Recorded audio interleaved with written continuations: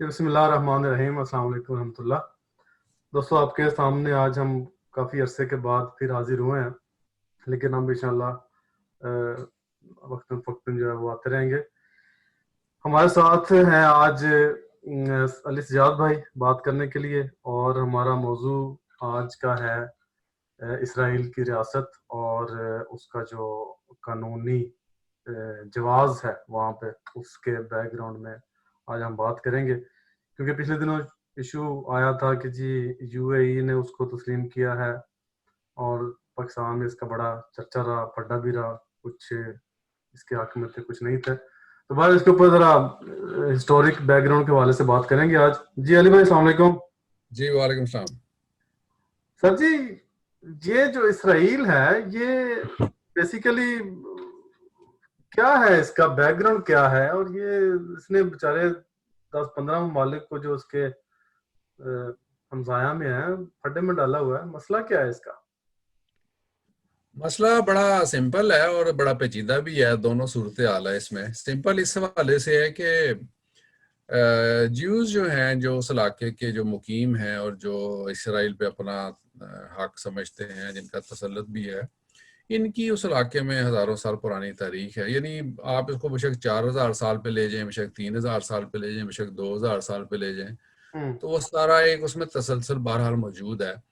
तो ये एक ज़ौक़ है कि आप कब से शुरू करना चाहते हैं, चाहे हज़रत मूसा अलैहिस्सलाम से शुरू कर लें या उससे पहले आप हज़रत इब्राहिम के ज़माने से शुरू कर लें। तो हम बार इतनी पुरानी बात नहीं करेंगे, उसमें फिर बहुत ज़्यादा डिटेल्स आ जाती हैं। तो होली लैंड का यूं, जिक्र करते हैं, जो कि वो हाँ, चूंकि उनके मुकद्दस मुकद्दस मकामात हैं वहाँ पे बैतुल मुकद्दस है, फिर दीवार गुरिया है, फिर वो ताबूत है, सकीना है, और उसके अलावा हैकल सुलेमानी है, और यरूशलेम वन ऑफ द। बिल्कुल सही बात है, बहुत लंबी बात है, इस तरह तो बड़े हजार साल के ऊपर। मसला ये है कि यूएई ने इसको तस्लीम किया, पाकिस्तान इसको तस्लीम क्यों नहीं कर रहा? देखिए, इसकी थोड़ी सी हम बैकग्राउंड में बात कर लेते हैं। पाकिस्तान और इसराइल कमोबेश आगे पीछे इनका क़याम जो अमल में आया। पाकिस्तान जो है वो 14 अगस्त 1947, और इसराइल 14 मई 1948। ठीक है ना, देखें अच्छा, तारीख भी एक ही है, तकरीबन 14 तारीख ही बनती है। ठीक है। जुड़वा भाई हैं और तकरीबन। बिल्कुल भाई, नजरियाती तौर पे इस हवाले से हैं कि दोनों नजरियाती रियासतें हैं और दोनों का क़याम मजहब की बुनियाद पे है। Yes, yes. अब अगर इसराइल के मसले को समझना है तो आपको इंडिया पाकिस्तान को थोड़ा सा समझना पड़ेगा, ताकि मिसाल आसानी से दी जा सके। इंडिया और पाकिस्तान में एक ही नस्ल के लोग हैं। कुछ लोग हिंदू हैं, कुछ मुसलमान हैं, कुछ ईसाई हैं, कुछ सिख हैं, और कुछ बुद्धिस्ट हैं। ठीक है ना। अब मुसलमानों ने यहाँ कहा कि हम चूंकि हैं तो इसी नस्ल के, लेकिन हमारा मजहब डिफरेंट है और हमें एक डिफरेंट नेशन है, being a religion we are different nation, और हमें एक अलग वतन चाहिए। बिल्कुल। और इन्होंने एक अच्छा खासा वतन जो था 1947 में हासिल कर लिया। सेम मुकदमा जो है वो यहूदियों का और मुसलमानों का या अरबों का है, नजरियाती और मजहबी हवाले से। अब जो फ़लस्तीनी हैं और जो ज्यूज हैं, इनकी रेस तो मिलती है, वही बनी इसराइल के लोग हैं, एक ही इनका खित्ता है।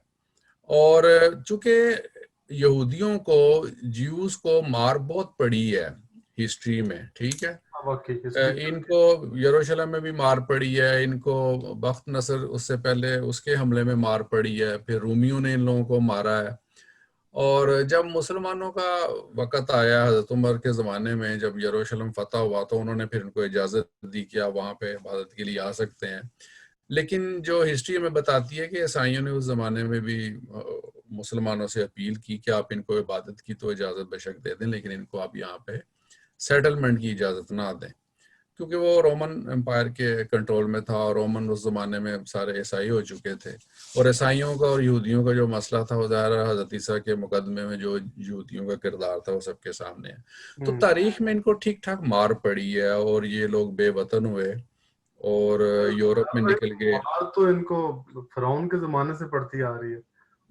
जी बिल्कुल। अब देखो, हम जितना पीछे चले जाएं फिर वो, मेरा मतलब सारी है कि बातें आए वैसे हाँ, बेचारे। बहुत ठीक ठाक मार पड़ी है इनको पूरी हिस्ट्री में। क्योंकि देखें, जो कौम जितनी पुरानी होगी उसकी तारीख भी फिर उतनी ही पुरानी होगी, उसमें उरूज और ज़वाल दोनों बराबर चलते रहते हैं। बिल्कुल। और जब ये अरब के इलाके में थे, अरब पेनिनसुला उस हिजाज के इलाके में थे, उस ज़माने में रसूल करीम सल्लल्लाहु अलैहि वसल्लम के ज़माने में भी ज़ाहिर है फिर यहूदियों के साथ जंग हुई और इनको फिर वहाँ से निकलना पड़ा, उसकी भी ज़ाहिर है बहुत सारी डिटेल्स हैं। तो ये बेवतन रहे एक लंबा अरसा, जी। और जो इनकी ट्रेडिशंस हैं, जो इनके प्रेडिक्शन हैं और जो इनकी प्रोफेसीज हैं, उनके हवाले से यहूदी जो बिलीव करते हैं कि हमें जो भी हमारा नबी आएगा जिसका ये इंतज़ार कर रहे हैं वो हमें दोबारा किंगशिप देगा। इनमें बेसिकली हुकूमत और किंगशिप ज़्यादा इम्पोर्टेंट है, ये उसको ज़्यादा इम्पोर्टेंस देते हैं। सही। अब हुआ ये है कि तकरीबन फर्स्ट वर्ल्ड वॉर जब शुरू हुई है, ठीक है, हम्म। फर्स्ट वर्ल्ड वॉर के ज़माने में ऑटोमन अम्पायर, जैसे कि आपको पता है, ये सारे इलाकों पे ऑटोमन अम्पायर की हुकूमत थी, जिसमें आज का सऊदी अरब, इराक, उर्दन का बेशुमार इलाका, मिस्र का इलाका, फ़लस्तीन उनका सूबा था, ईरान के कुछ इलाके थे, बिल्कुल। और एक बहुत बड़ी एम्पायर थी। यूरोप के इलाके जो थे वो तो थे ही, बल्कान स्टेट्स थी। तो हम्म। ये सारा एरिया जो था ये आपकी ऑटोमन एम्पायर के अंडर था। और उस जमाने में जो दूसरी बड़ी सुपर पावर थी, बल्कि पहली सुपर पावर जो बनी वो ब्रिटेन की थी, और ऑटोमन तो खैर उस वक्त अपने डिक्लाइन पे थे। बिल्कुल। तो फर्स्ट वर्ल्ड वॉर जब हुई है, और तुर्की जो था वो ज़ाहिर है एक दूसरा लाई था, तो यूरोपियन कौमों ने इंक्लूडिंग ब्रिटेन जिसको ये लीड कर रहे थे, इन्होंने जो एक पूरा सेटअप बनाया है, उस सेटअप में इन्होंने अरब माइंडसेट और नेशनलिज्म को इन्होंने प्रमोट किया। हम्म। और लॉरेंस ऑफ अरेबिया एक मशहूर करैक्टर है हिस्ट्री में, बिल्कुल बिल्कुल। जिसने अरब में जाके वहाँ पे अपराइजिंग करवाई अरबों को, यानी उसके उनको याद दिलाया कि आप लोग एक अलग नेशन है, अलग कौम है, लिहाजा आपका तशख़्ख़ुस जो है वो अलग बरकरार होना चाहिए, जिसके नतीजे में शरीफ मक्का और सारा आपको पता है मूवमेंट चली। और फर्स्ट वर्ल्ड वार के खात्मे पे तुर्की को शिकस्त हुई, हम्म। ठीक है, और बालफोर ट्रीटी के तहत फिर इन्होंने तुर्की के जो वो इलाके थे जो तुर्की ने कब्जे में किए हुए थे, उनके मुख्तलिफ फिर इन्होंने हिस्से बखरे करने शुरू कर दिए।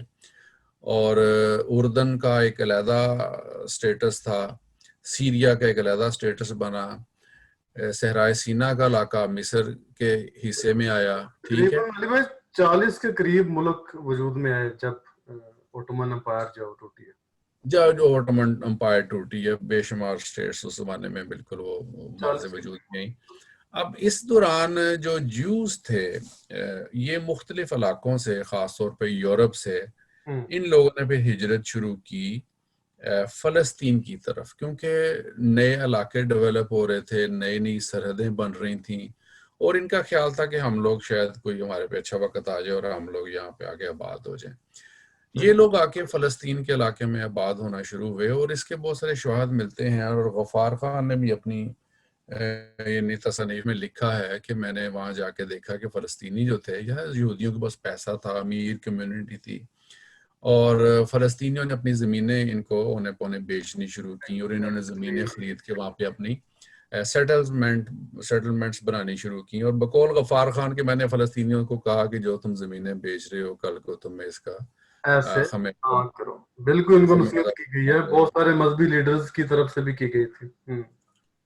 तो वो बहरहाल उस वक्त तक ये इलाका जो था चूंकि बरतानिया के कंट्रोल में था, और बरतानिया की भी ये ख्वाहिश थी कि इसराइल को और यहूदियों को हम्म। यहाँ पे उनका वतन जो है, जो उनका एक तारीखी हवाले से उनकी ये ख्वाहिश भी है, और वो उनकी बिलोंगिंग्स भी हैं यहाँ पे मजहबी, बिल्कुल। तो उनको उनका वतन जो है उसको क्रिएट किया जाए और उसको दिया जाए।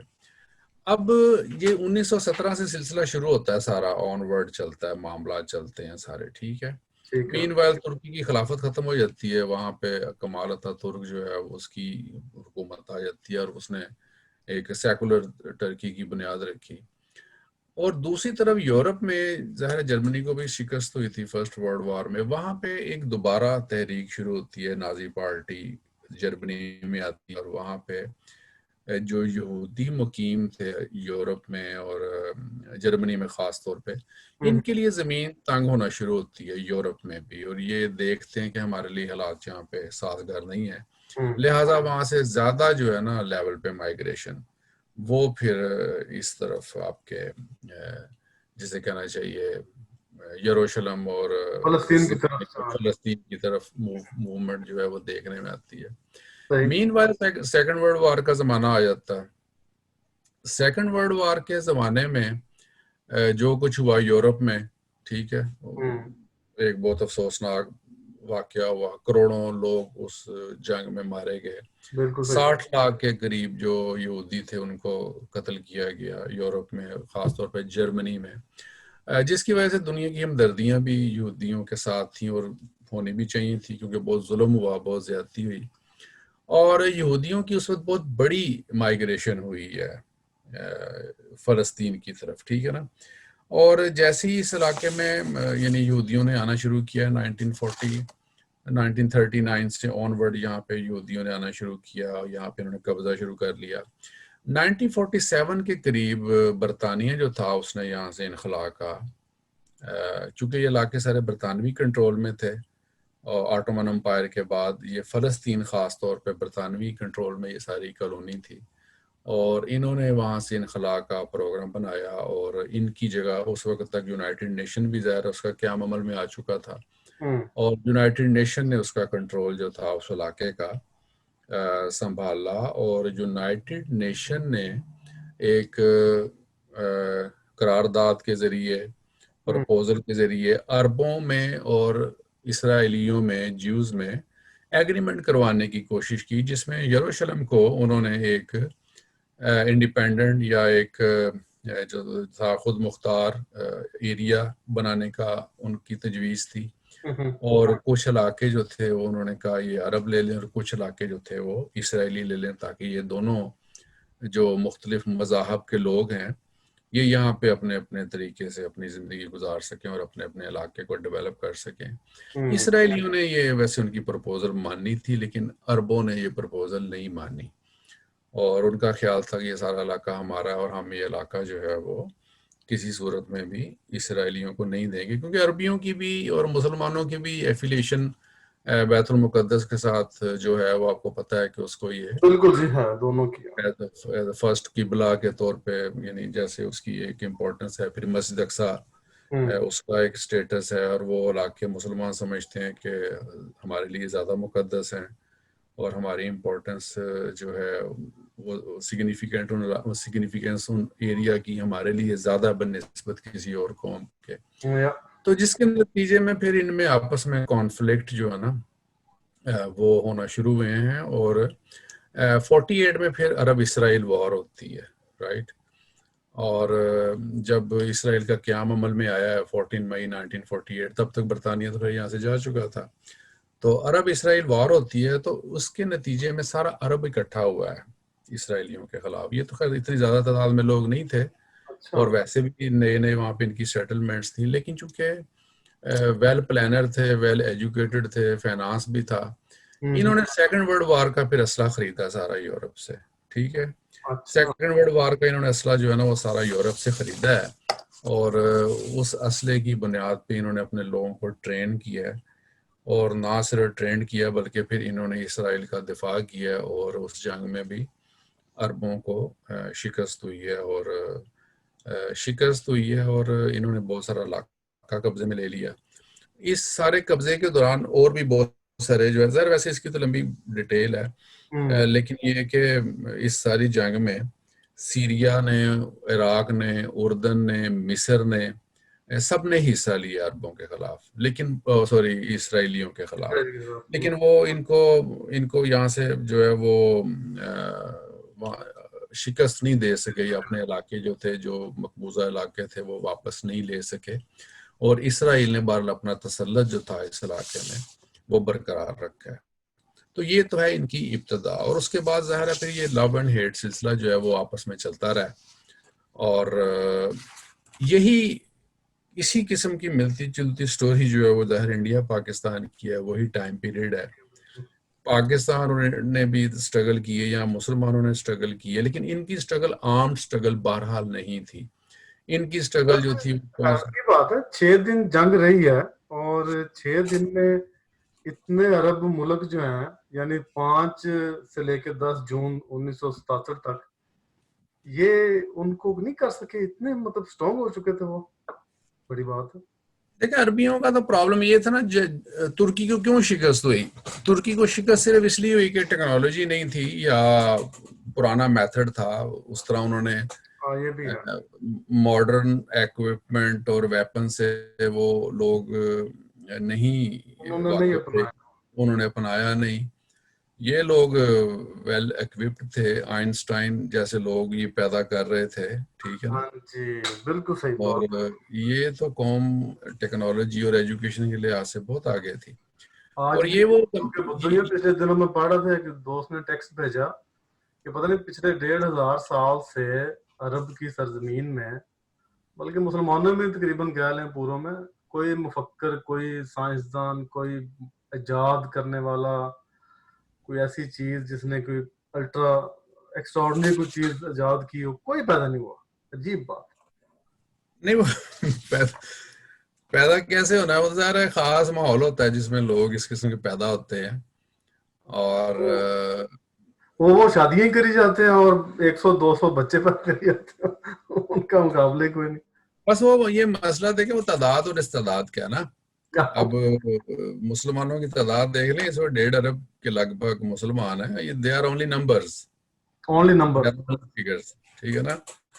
तो कोई कंट्रीब्यूशन नहीं है दुनिया में किसी भी हवाले से। तो अच्छा, ज्यू आपको क्या लगता है कि इसराइल अब वहां से जाएगा?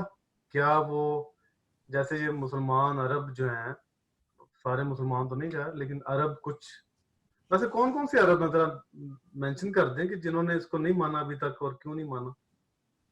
देखें, इसराइल जैसे 1948 में इनकी जंग होती है, ठीक है, और बहुत माइग्रेशन हुई है जितने अरब में। देखें ये सारा, चूंकि उससे पहले खिता जो था वो मुख्तलिफ कौमों और मुख्तलिफ रूल्स में रहा है। तो इसराइली जो थे, यहूदी जो थे, ये ऑल ओवर द अरब आबाद थे, ठीक है। और इन्होंने फिर वहां से माइग्रेशन की टुवर्ड्स इसराइल। जब 48 में इसराइल बन गया, इसराइल ने बहुत सारा इलाका कब्जे में ले लिया। इधर वेस्ट बैंक का इलाका जो उर्दन का था, ये कब्जे में ले लिया। इधर से इन्होंने गजा स्ट्रिप की तरफ से राय सीना का एरिया ये कब्जे में लिया। अब हुआ ये कि फलस्तीनी जो थे वो बहुत बेचारे महदूद से इलाके में महदूद होकर रह गए यरूशलेम के साथ साथ। और जो ईस्ट यरूशलेम जो था, जो इम्पोर्टेंट एरिया, सारे इनके कब्जे में आ गए। अब जो बात ये है कि ये वहां से जाएंगे तो ये तो नहीं जाएंगे, ये तो आ गए अपने घर, वो तो अपने घर आए हैं ना, वो क्यों जाए वहां से? बहुत वो नहीं मुश्किल जाएंगे। यार, नामुमकिन सी बात है। हाँ, नामुमकिन सी बात। दूसरी बात ये कि देखें, ये जो होती है ना रिकग्निशन किसी कंट्री की, ये डिप्लोमेटिक हवाले से होती है और इसमें बहुत सारे और इश्यूज होते हैं इम्पोर्टेंट। लेकिन इसराइल जैसा इम्पोर्टेंट कंट्री आज जो उसकी सिग्निफिकेंस है, जो उसकी इम्पोर्टेंस है, अरब जो हैं वो बहुत लंबा अरसा इसराइल की मुखालफत और दुश्मनी मजीद बर्दाश्त नहीं कर सकते और ना ही करेंगे, ठीक है ना। उसकी क्या वजह? उसकी वजह अरबों में एजुकेशन नहीं है, डेमोक्रेसी नहीं है, ठीक हो गया। इनके हुक्मरानों की रूट्स नहीं है, इनकी पब्लिक और हुक्मरानों का आपस में कोई मफाद एक नहीं है, ठीक है। और सबसे बड़ी बात यह है कि इनमें आपस में इत्तेहाद नहीं है किसी में भी, ठीक है। सही। और ये सारे जो कुछ इनका सर्वाइवल है वो सब based on western country and America, ठीक है। बिल्कुल। और अमेरिका जो है वो इसराइल को कभी भी लेट डाउन नहीं होने देगा। आप ये समझ लें कि इसराइल या अमेरिका की रियासत है या अमेरिका इसराइल की रियासत है, दोनों में से अब जो मर्जी बात जो है उसको आप, जी जी बिल्कुल एक ही बात है।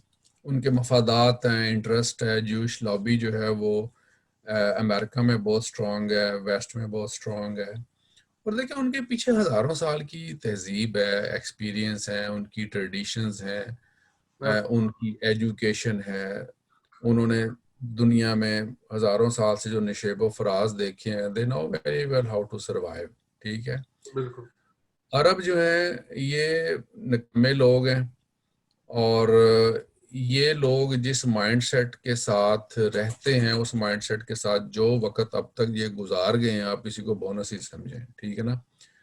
ये लड़ने के काबिल भी नहीं है। अब सऊदी अरब जैसा मुल्क जिसने ट्रिलियंस ऑफ डॉलर का असला खरीदा हुआ है, हम्म उस असले को चलाने वाले, साफ करने वाले, मेंटेन करने वाले बंदे तक उनके पास नहीं है। हम्म और वो सारे बंदे उन्होंने पाकिस्तान से लिए हैं। पाकिस्तान के रिटायर्ड आर्म फोर्सेस के जितने ऑफिसर और जूनियर कमीशन ऑफिसर्स होते हैं वो सारे बाद में, या ये एयरफोर्स के जितने ऑफिसर्स होते हैं रिटायर होने के बाद ये उधर जाके जॉब करते हैं अरब हम्म कंट्रीज में, ठीक है ना।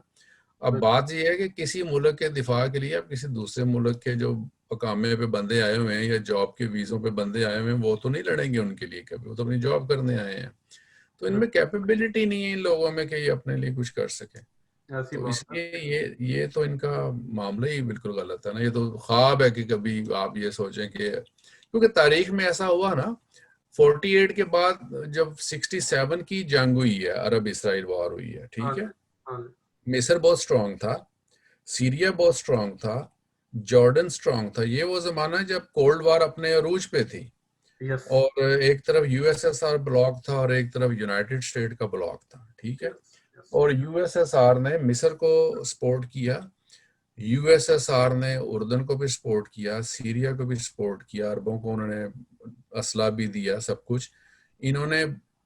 आप नक्शे पे देखें तो इसराइल एक छोटी सी रियासत है, और लाहौर डिवीजन से बड़ी रियासत नहीं बनती वो, वो छोटी रकबे नजर नहीं में आती है छोटी सी पहली था, नजर में तो। ठीक है ना। और इधर से मिस्र, इधर गजा स्ट्रिप वाली साइड से गोलान हाइट्स की तरफ से आपका जनाब वो सीरिया, हम्म और वेस्ट बैंक की तरफ से जनाब उर्दन। इन्होंने तीनों तरफ से अटैक किया उस छोटी सी रियासत को, और इसराइल ने ना सिर्फ उसका अटैक रोका है, बल्कि इसने एक्सपेंड करके 3 गुना ज्यादा एरिया पे 67 में कब्जा कर लिया है, कब्जा कर लिया। ये ठीक है। इसराइल ने शर्म की बात है ना तीनों मुल्कों के लिए। सहराए सीना पे कब्जा कर लिया, गोलान हाइट्स पे कब्जा कर लिया, इधर से उर्दन का एरिया वो कब्जा कर लिया। ये वापस कैसे हुआ? 67 से लेके 73 तक हम्म इसराइल का ये बाल नहीं बीका कर सके। एक वैसे यूनाइटेड नेशन की करारदाद भी आई थी इनके खिलाफ, वो थी उसकी रेजोल्यूशन 242, जिसने इसराइली जो कब्जा है फलस्तीन के इलाकों पे उसकी उन्होंने कंडेमनेशन की है। लेकिन यार वो एक स्ट्रॉन्ग कंट्री है, उसकी लॉबी है, अमेरिका उसके साथ है, वो इन चीजों की कहाँ पर, इंडिया जैसा मुल्क परवाह नहीं करता यूनाइटेड नेशन की रेजोल्यूशंस की, तो इसराइल ने क्या करनी है। क्या करने यार, बिल्कुल सही बात तो है। ये बड़ा दिलचस्प बात मैं बताने लगा हूँ। 67 से 73 तक इन्होंने भरपूर कोशिश की, इसराइल से अपने इलाके वापस नहीं ले सके। फिर जनाब अरबों को अकल दी, वो भी जुल्फकार अली भुट्टो जैसे लोगों ने, हम्म जब उन्होंने इनको मशवरा दिया कि तुम लोग अपना ऑयल कार्ड यूज करो, ठीक है, तेल को एज अ वेपन यूज करो, हम्म इन्होंने फिर वेस्ट को जो पेट्रोल डीजल है उसकी सप्लाई मुनक़ते कर दी, ठीक है, उनकी अच्छा सप्लाई रोक दी, जो ओपेक कंट्री थे ना अरब के। अच्छा अच्छा अच्छा। अच्छा, इन्होंने ऑयल को एज अ वेपन यूज किया, जिसके नतीजे में ज़्यादा सर्दियों के दिन थे, यूरोप में तो मुसीबत पड़ गई। जो लोग उस जमाने में जर्मनी थे, यूरोप में थे, आप कभी उनसे पूछे वो आपको बताएंगे बसें गाड़ियां तक खड़ी हो गई थी इन मुल्कों में, ठीक है। अच्छा। इतना सख्त बहरान आया, और जिसके नतीजे में फिर दुनिया ने इसराइल पे प्रेशर डाला कि ये तुम क्या कर रहे हो, इनके इलाके वापस करो, हमारा तो यहाँ पे पहिया रुक गया हर चीज का। और तब जाके इसराइल ने इनको सहराए सीना वापस किया, गोलान हाइट्स वापस की, उर्दन के इलाके वापस किए।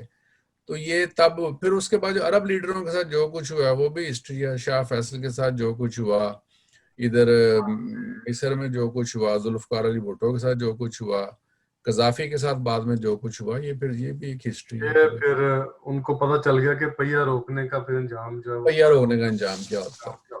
तो ये सारे मामला जो है साथ फिल्म साथ। बनी थी 2007 में, उसका नाम था चार्ली विल्सन्स वॉर। हाँ हाँ हाँ वो के सेनेटर थे अमेरिका के, जिन्होंने सीआईए के एक एजेंट के साथ मिलके ना, सीआईए का एजेंट था गस्ट गस्ट आव आवरा को ऐसा करके कुछ, ऑपरेशन साइक्लोन का नाम दिया गया उन्होंने 80 के अंदर ना, 1980 के अंदर जो चार्ली विल्सन, वो तो सेनेटर थे ना, आई नो दैट। वो तो उन्होंने सारा था इसके अफगानिस्तान का जो इशू था ना उसमें अफगानिस्तान तो। के बारे में। अच्छा, उस फिल्म के अंदर मैं जो पॉइंटर करने लगा था, उस फिल्म के अंदर जियाद भाई उन्होंने बताया हुआ है कि जियाउल हक को एज अ मतलब दिखाया हुआ उसमें ना, और वो इसराइल से अंडर द टेबल असला ले रहे हैं और सारी डीलिंग कर रहे हैं। अंडर द टेबल इसराइल को पाकिस्तान क्या लें कि मुझे अब अल्फाज मिले तस्लीम कर रहा है, लेकिन ऊपर से ना तस्लीम करने की क्या वजह है? ये क्या चक्कर है? देखें जी, बात ये है कि इसराइल और पाकिस्तान के ताल्लुकात जो हैं वो बड़े पोशीदा हैं। ठीक है, पोशीदा है, बिल्कुल पोशीदा, अच्छा, सामने नहीं है लेकिन अंदर बड़े स्ट्रॉन्ग ताल्लुकात हैं, कहने वाले कहते हैं। साफ छुपते भी नहीं सामने आते भी नहीं वाली बात है। ठीक है, तो देखिए ये जो हुई ना, आपने चार्ली विल्सन का हवाला दिया, ये जो इन्होंने जंग लड़ी अफगानिस्तान में, सो कॉल्ड जहाज जो लड़ा है, बिल्कुल बिल्कुल। उसके अंदर यानी बहुत सारे मोतबर जराए वाले ये बात करते हैं कि इसराइली जो थे ऑफिसर और उनकी ट्रेनिंग और उनकी मदद शामिल थी, चूंकि अमेरिका इन्वॉल्व था, अरब इन्वॉल्व थे, सारी दुनिया इन्वॉल्व थी, बिल्कुल और रशियन ब्लॉक के अगेंस्ट जितने भी कंट्री थे इंक्लूडिंग पाकिस्तान, इन सब ने उस जंग में हिस्सा लिया, और इसराइल जो था पार्ट ऑफ दैट गेम।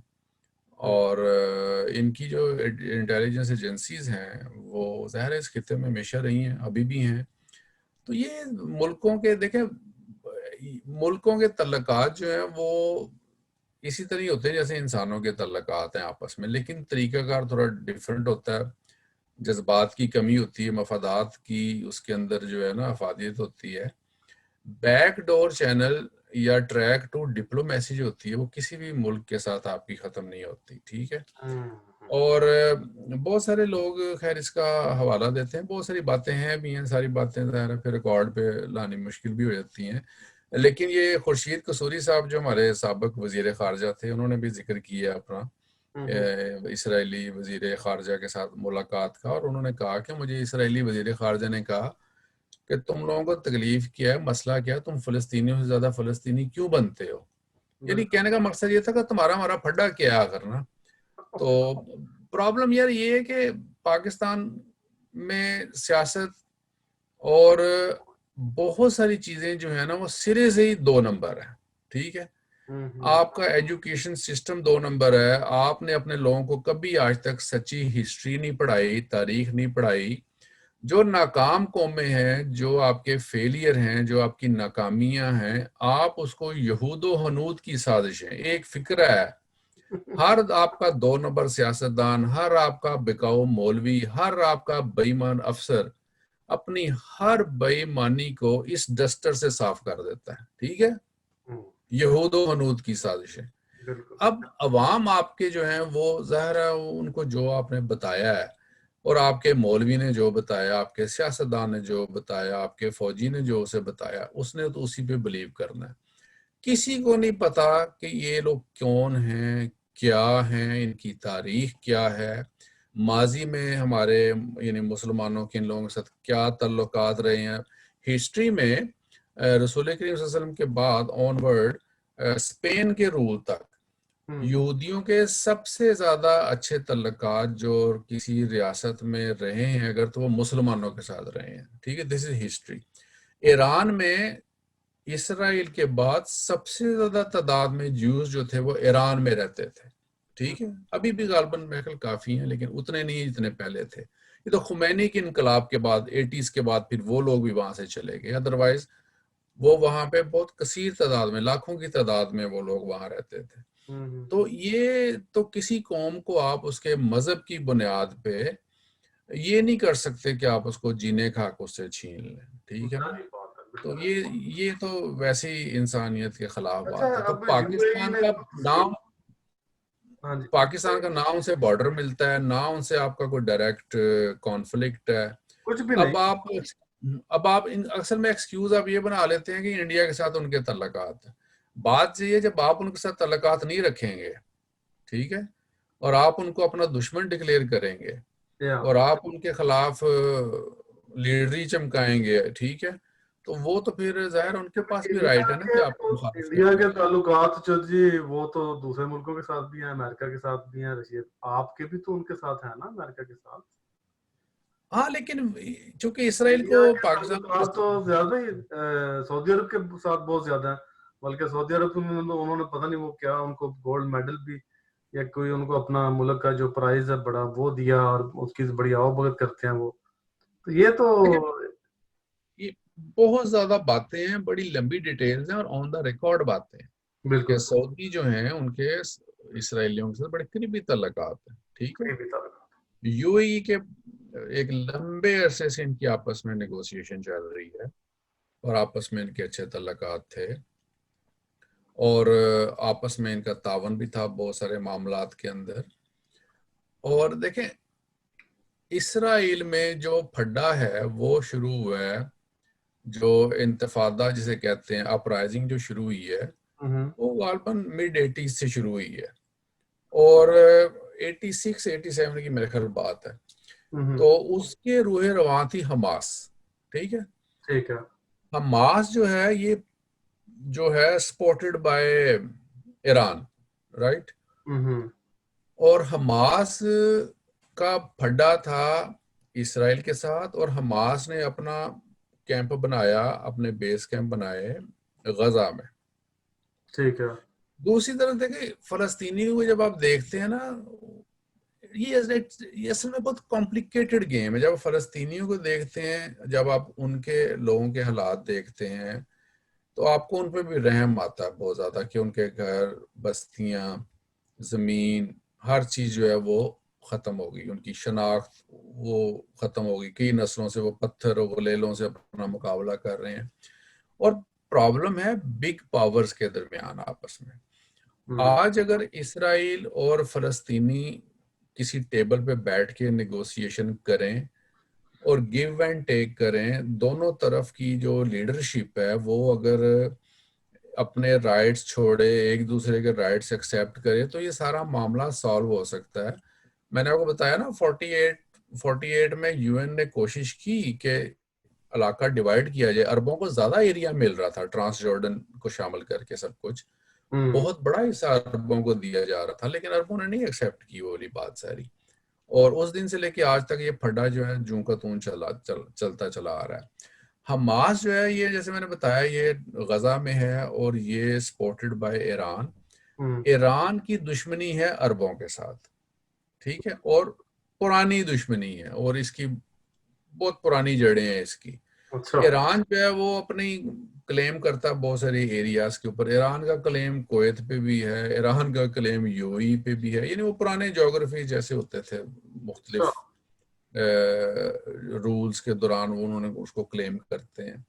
तो ईरानी जो है वो अरबों के साथ उनका फड्डा, सऊदी अरब के साथ आपको पता उनका एक फिक्री और एक फिकई और एक फिरका वाराना बहुत बड़ी आपस में राइवलरी है, वो उसको बिल्कुल। एक्सेप्ट नहीं करते। हम्म और ईरान नहीं चाहता कि इसराइल और अरबों के तल्लुकात भी ठीक हों। उसके नजदीक अनरेस्ट जो है ना वो इस एरिए में उसके अपने मफाद में है।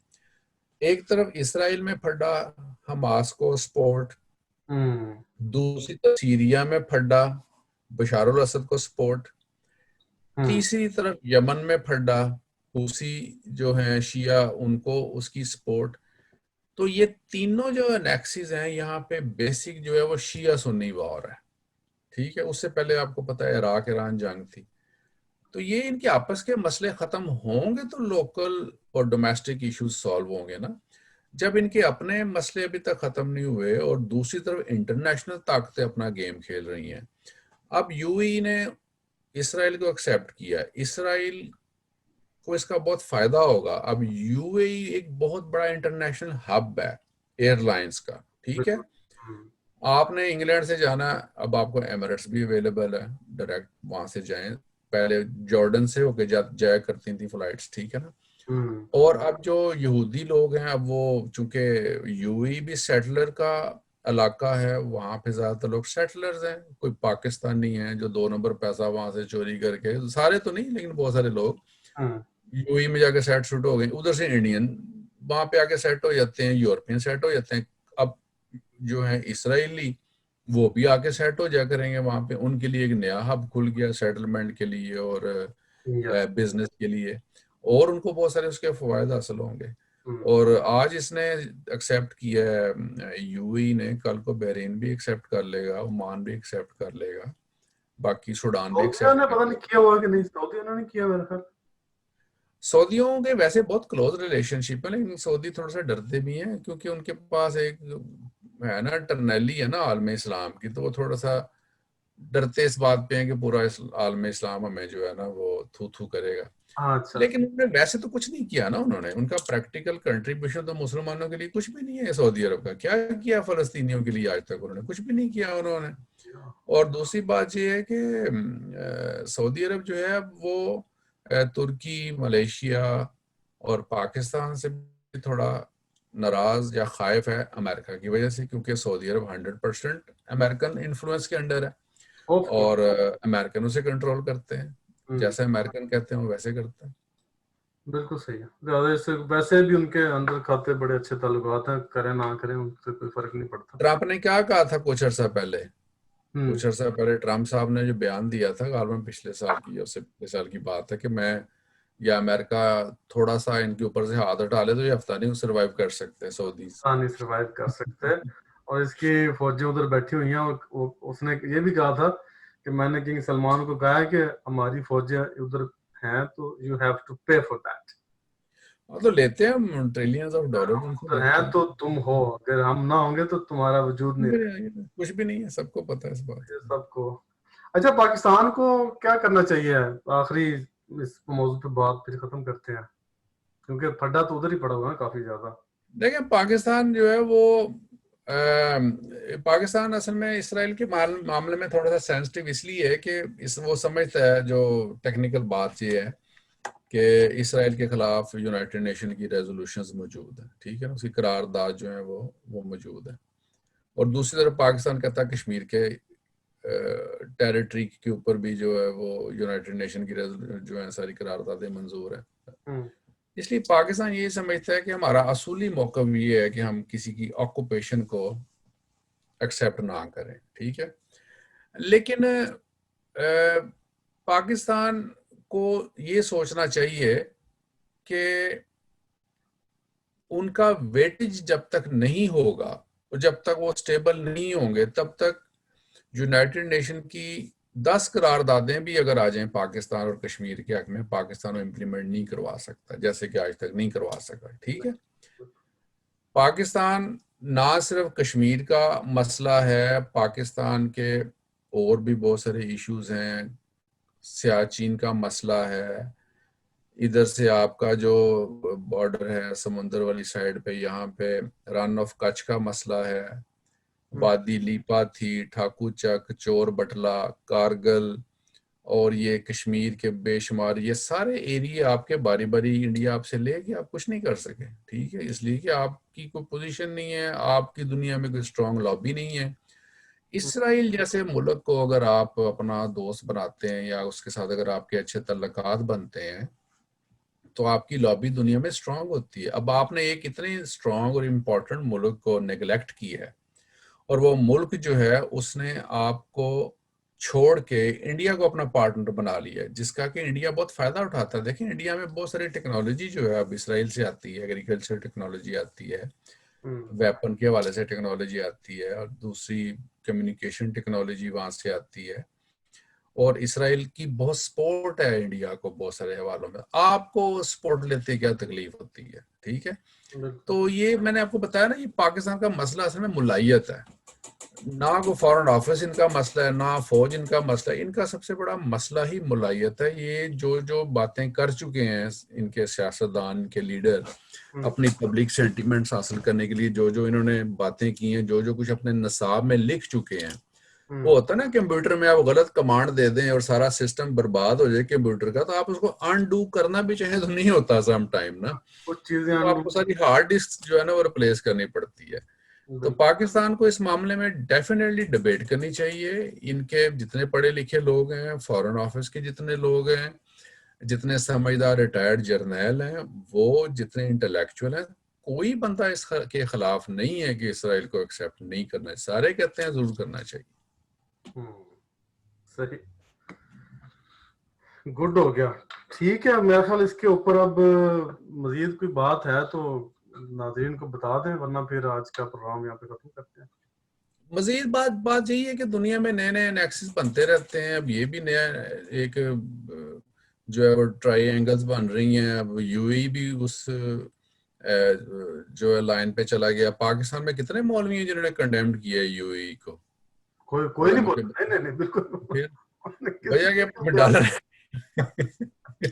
मैं वैसे डॉलर आते हैं हाँ बर्पा होगा, लेकिन कुछ नहीं हुआ।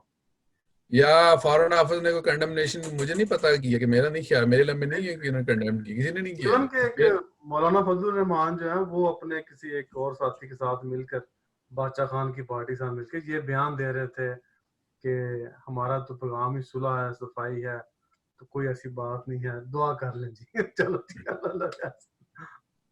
मौलाना साहब को एक आधा कुआं मिल जाएगा यूएई से या सऊदी अरब से सत्ते खैराने में, ठीक है ना, पानी का नहीं तेल का। उनको वैसे चाहिए तो लस्सी का होता है, सुना है। मैं आपको बताऊं, मौलाना साहब जैसे लोग इंतहाई जीरक, समझदार और सुलह कुल के हामी लोग होते हैं। इस किस्म के लोग ट्रबल मेकर नहीं होते। ये लोग जो हैं चूंकि सिचुएशन को समझते हैं, मामलात को समझते हैं और इनकी नजर होती है हर चीज में। इनको सिर्फ इशू होता है कि बारगेनिंग ठीक हो जाए, ठीक है।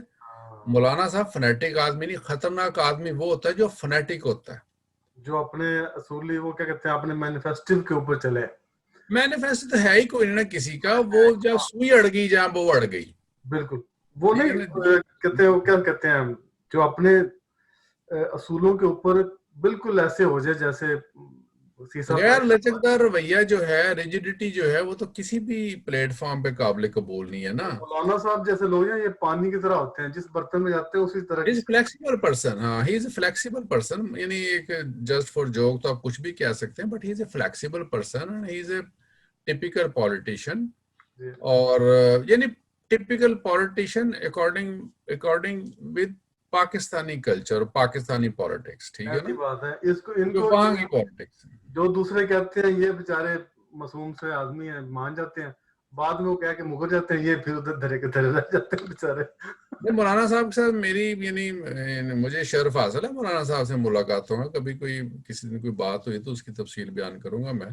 अच्छा। तो मौलाना साहब बड़े दिलचस्प और बड़े यानी अच्छे मिजाज के आदमी है। तन्हाई में आप उनसे मिले, आप उनसे हर बात कर सकते हैं।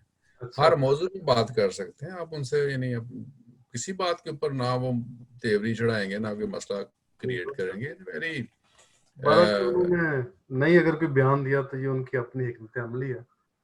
नहीं दिया बड़ी अच्छी बात है, लेकिन कल को पाकिस्तान भी कोई ऐसा फैसला करे तो तब भी ये रिस्पांस बहुत अच्छी बात है, बजाय इसके कि पूरे मदरसों के बच्चे लेके सड़कों पे आ जाएं। हाँ, ये भी होना चाहिए, लेकिन बार पॉलिटिक्स अपनी जगह पे। तो मेरा ख्याल है आज का जो प्रोग्राम है इस पे खत्म करते हैं।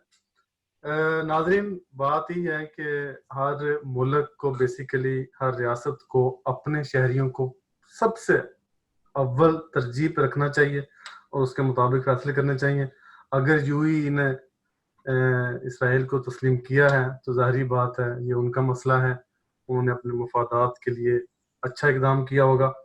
इसी तरह हमारा ताल्लुक चूंकि पाकिस्तान से है, इसलिए पाकिस्तान भी अपने मुफादात को देखकर पहले फिर दूसरों की बात करे।